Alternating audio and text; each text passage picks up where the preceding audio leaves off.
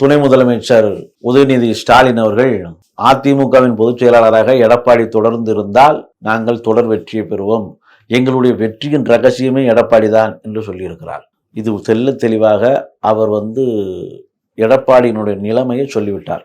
எடப்பாடி முகத்தை காட்டுகிற வரை, எடப்பாடி முகத்தை அதிமுக பொதுச் செயலாளர் என்று காட்டுகிற வரை அதிமுக தொடர் தொழிலை சந்திக்கும் என்பது துணை முதலமைச்சர் உதயநிதி ஸ்டாலின் அவர்களுக்கு தெரிந்திருக்கிறது.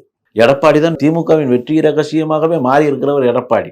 அது மட்டும் சொல்லவில்லை, முதலமைச்சர் குறித்து எடப்பாடி அவருக்கு கை நடுங்கிறது, கால் நடுங்கிறது என்று கிண்டல் செய்திருக்கிறார்.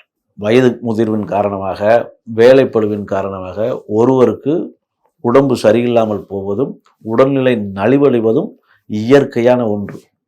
அதை குறித்து கேலி செய்வதும் கிண்டல் செய்வதும் என்பது எடப்பாடியின் தரத்தை, தகுதியில்லாத திறத்தை காட்டுகிறது.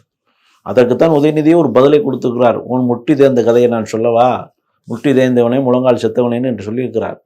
இதனால் தனிநபரை குறித்து, குறிப்பாக அவர்கள் உடல்நிலை குறித்த விமர்சனம் என்பது அதிமுக தலைவர்கள் இதுவரை செய்யாத ஒரு செயல்பாடு.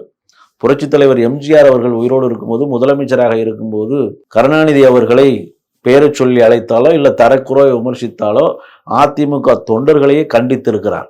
அதுதான் ஒரு தலைமை பண்பு. ஆனால் இன்றைக்கு தலைவன் என்று சொல்லிக் கொள்கிற எடப்பாடி இன்னொருவரை குறித்து தரம் தாழ்ந்து உடல்நிலை மோசம் நலிவடைவை குறித்து பேசியிருப்பது கண்டிக்கத்தக்கது, கண்டனத்துக்குரியது.